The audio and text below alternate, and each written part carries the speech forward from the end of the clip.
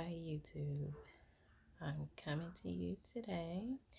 It is September the 29th, 2019. I just want to chit chat with y'all about some things that I may can help with someone. Um, my last video was talking about being abused. Um, I was being abused for about 8 years. Um,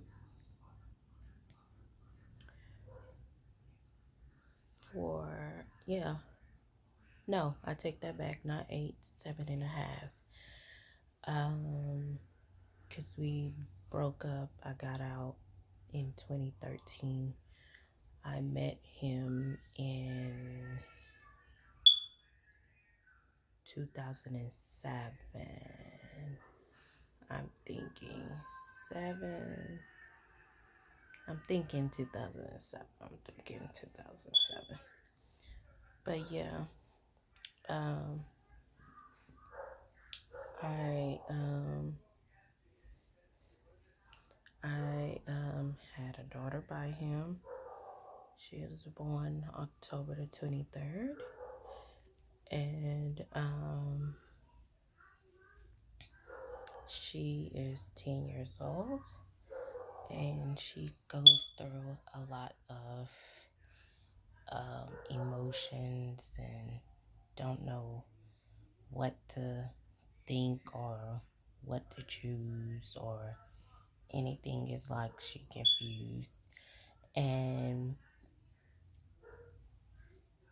they like put images of her in her head, like, yeah, you can disrespect her or talk back to your mama because lately she been disrespecting, and I have to like get her back in line. Like, girl, don't play with me. Don't dare. So, excuse me. So it's like so hard to where I'm like, dang, like you really jealous of me. Because see, for the longest I had to, while me and him was together, I used to have to go to my family and ask them for money. Even though I was working, I wasn't making enough. Um, he was not like paying all the bills, to where all the bills was like caught up. Half of my bills would be half paid until I got paid, because he only got paid once a month and I got paid every 2 weeks. And so I end up like, it was just too toxic. It was like really too toxic to where we'll have a fight about something small or something simple, even though, you know, me, I was I was doing my own thing when I knew he was doing his, you know, let alone, it was like, so it wasn't good to where I'm like, dang, like, you come to my house and sleep in my bed every night, but then, want to talk bad about me and everything. Okay, so I was to the point to where I was just so platonic about it, to where I was like, oh, I hit my head on something, like covering up and doing the stuff like all domestic violence victims does. And in October is Domestic Violence Month, if I'm not mistaken. I know it is. But so I want to put the awareness out there. If you in a relationship, please get out. Don't stay because they'll say, "Oh, I'm sorry. I won't do it again. I won't do it again. I'm sorry. I'm sorry. I'm sorry." All I'm sorry is you can save the sorry. And, tell them they can save the sorry for men and for women because a woman can be domestic violence towards the man or, vice versa. Um, but me, you know, I'm like sweet, kind hearted person. If you need me to do something, I will try my best to do it. If you ask me for something, the only thing was me. It was hard for me to say no. And that was the thing about it to where I was like letting everybody come in. He felt like, you know, I couldn't do anything that I wanted to do. But like one weekend my cousin paid for me to get into a club to go to her birthday party. And she picked me up. She was like, well, it was on a weekend and I was off or whatever.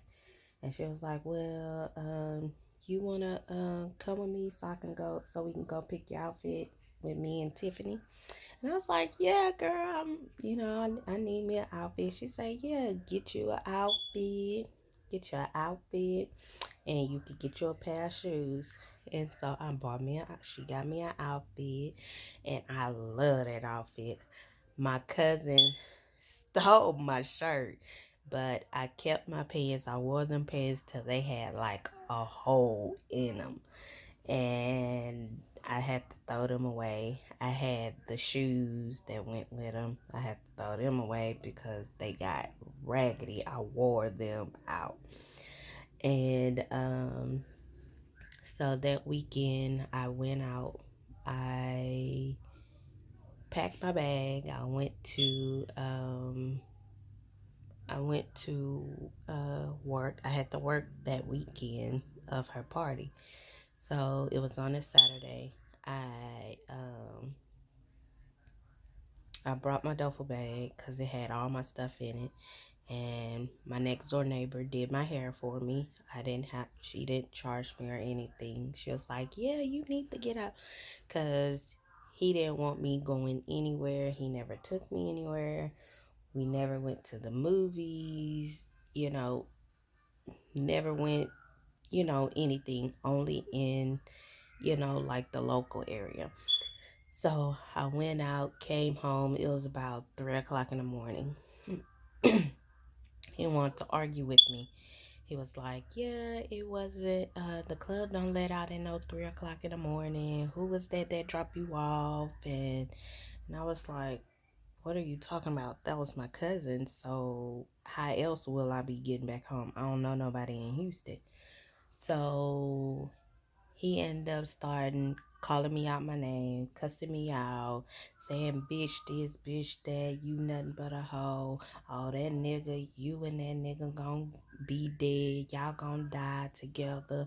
I'ma kill you and all this and this and all that. So me and him start tussling. Cousin, I think his cousin was in my house. um I forgot his name. He was like he's kind of gay or whatever, but he was really cool, you know. But he was there. He stayed at my house and he heard all the tussling and fighting and stuff like that. And he didn't know that he was very violent. They never seen that side of him. And so it was to the point like he was sleeping on the couch waiting on me with our bed cover. And I would, he was like, no, you ain't sleeping in the bed. You sleeping on a couch. You ain't sleeping in the bed with me. Then if I get in the bed, he'll kick me out the bed like he's 11 years old, 10 years old. kicking me out my bed. I used to get kicked. I used to get punched. I got popped in the lip. I had a black eye, and I went to work with the black eye.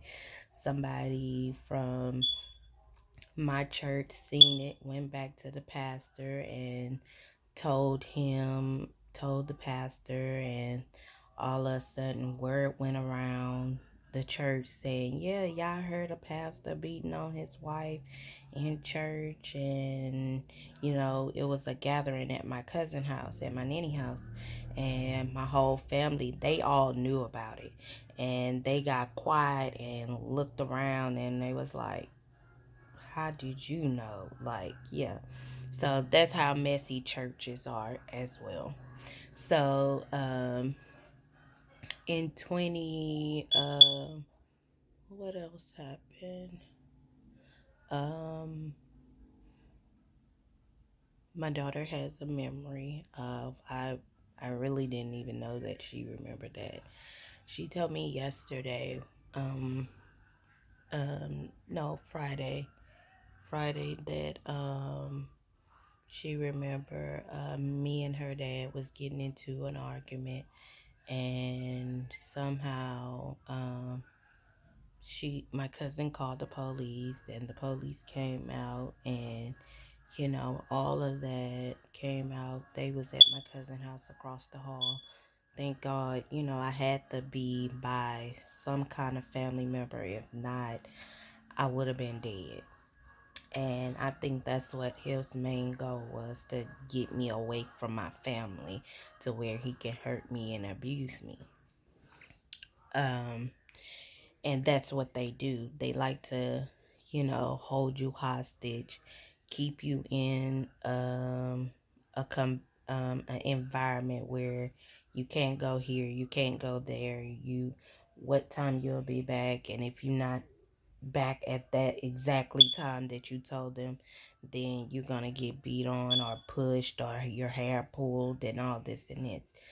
And so one day I end up calling it quits in 2013. I called it quits in 2013. I just had enough. I just had enough. And by that time, his mom gave us her old furniture before she died, and we had her furniture in our house. Well, my house, because my name was on top of my lease. and we what happened was I had my we got into it at my cousin's house.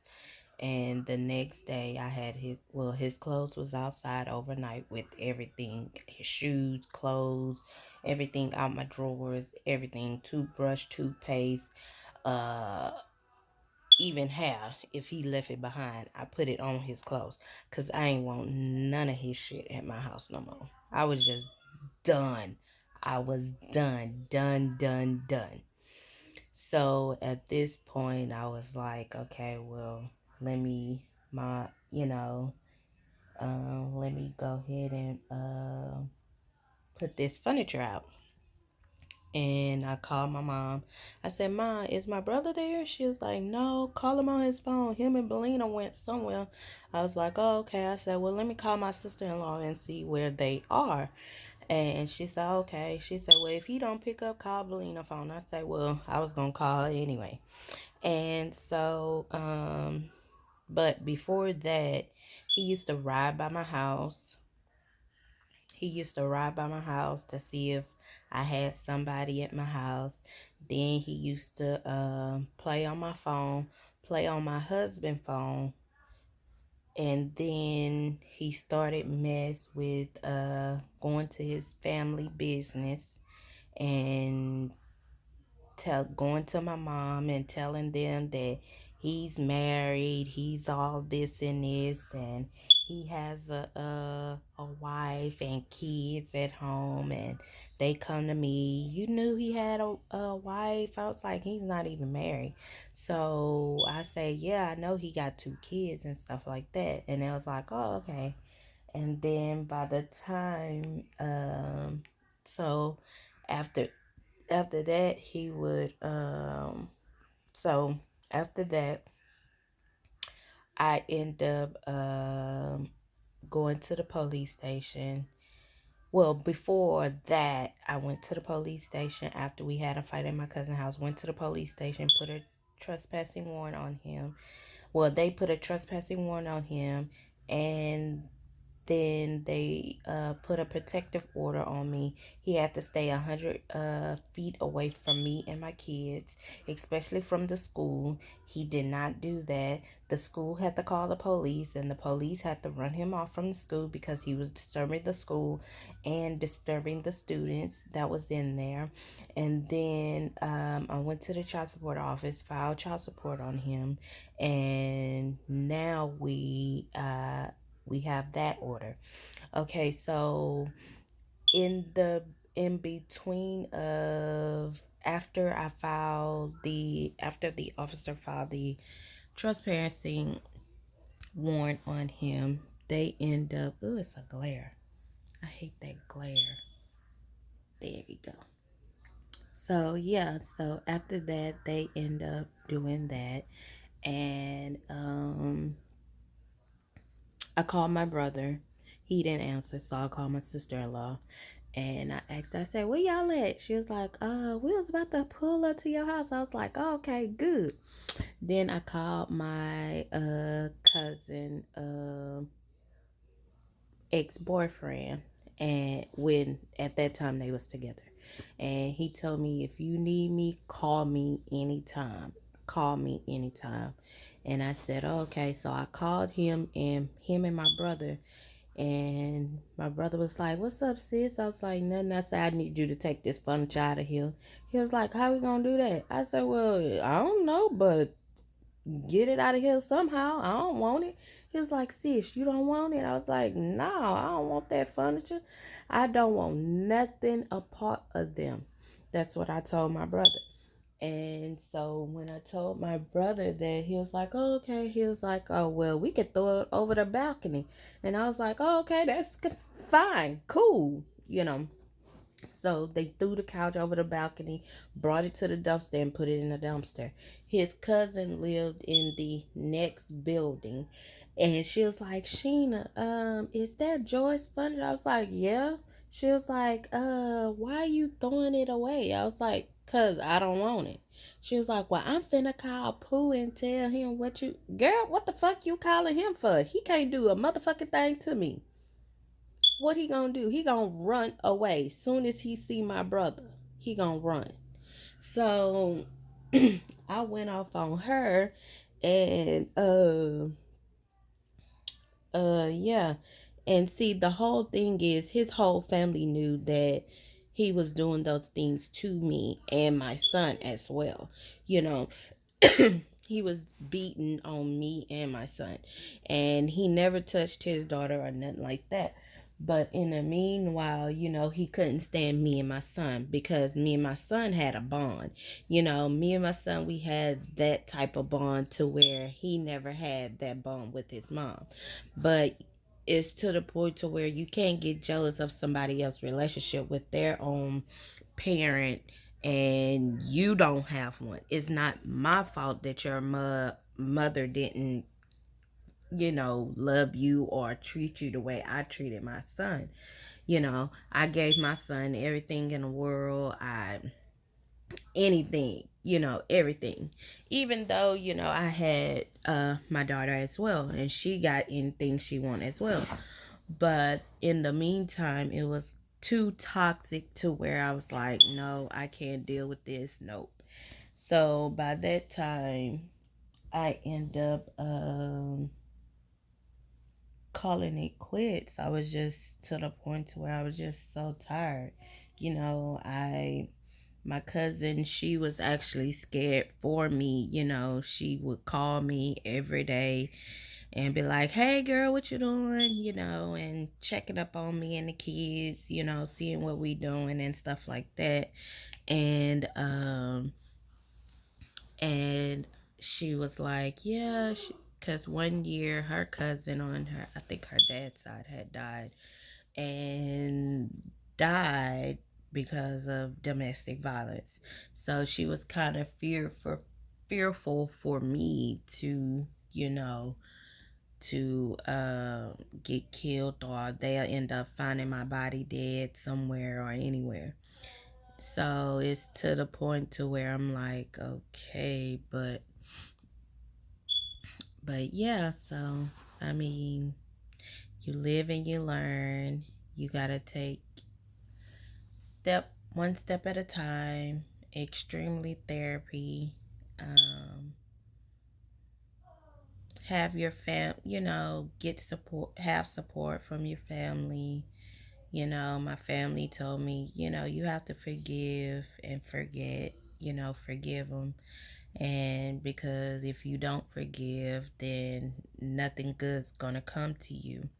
So I've been, you know, praying and saying, asking the Lord to forgive me to have so much hatred towards him. But it's to the point to where I'm like, I can't. But then again, on my other side, I'm like, you can forgive him. It's like certain little things that like tick me the fuck off, to where I'm like, damn, nigga, like you really low down and dirty like that. And I'm like, I should have seen that coming. But, I feel like my daughter didn't ask to be here, so it's like, you know, it's something that I have to deal with, but I'm to the point to where I have to put a stop to it. And I'm just trying to not be, you know, too nice, because I didn't been too nice too long. So the time has stopped to where I'm being too nice, being too nice, saying, okay, like it's okay. No, everything is not okay.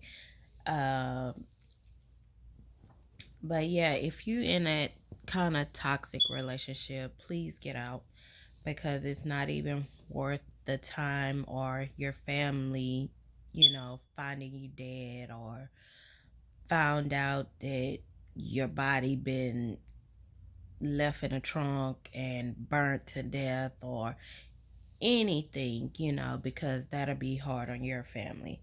And then it's women shelters out there that would not mind helping you get back on your feet, get you a job, um, make sure you get a roof over you and your kids' head. Um, it takes time to get over it, but I'm to the point to where I'm done with it. I'm done. I hate talking about it. It just make my blood boil when I talk about it. Um, I just hate bringing up his name. I hate bringing up their family names. I just hate everything about them, because you mean to tell me y'all knew the whole entire time on what was going on, and y'all never even did anything about it to try and stop it, or try to prevent it, or anything, or step in. Okay, well, like, okay, well, if this person, like, plenty of times I didn't went to his sister house, and they'll be like, well, why you did this, why you did that. Not one time they called the police on him. Not one time they called the police on him. One time. My family did. My family did, because it was to the point to where they just got sick and tired of seeing, I lost a whole lot of weight during that whole relationship. I lost a whole lot of weight. Like, I used to wear a extra large, I don't even wear an extra large the time from 2013, an extra large, to 2019. I wear a 14. So that actually tell you something. So, I'm in a healthy relationship. I'm happy. I feel good about myself. He makes me feel good about myself. My kids get anything that they need anything that they need, especially for holidays, birthdays, Christmas, all kinds of holidays. And, to put a smile on their face, to where, they're not grumpy. But I will do another story time, and it'll be different from this. It'll be morely about me and my son, um, when I had him and everything. But in the meantime, keep your head up, stay strong, and it's places out there that you can go and see, um, to help you with domestic violence. It's women's shelters, it's a whole lot of places where you can go. And if you feel like you not safe, it's a 1-800 number that you can look up. It's and they will eventually help you. um you can call the police station, the non-emergency number, and let them know, or you can call 911, and they'll be more than welcome to help you with that as well. um but as of right now, I talk to you guys later. Peace.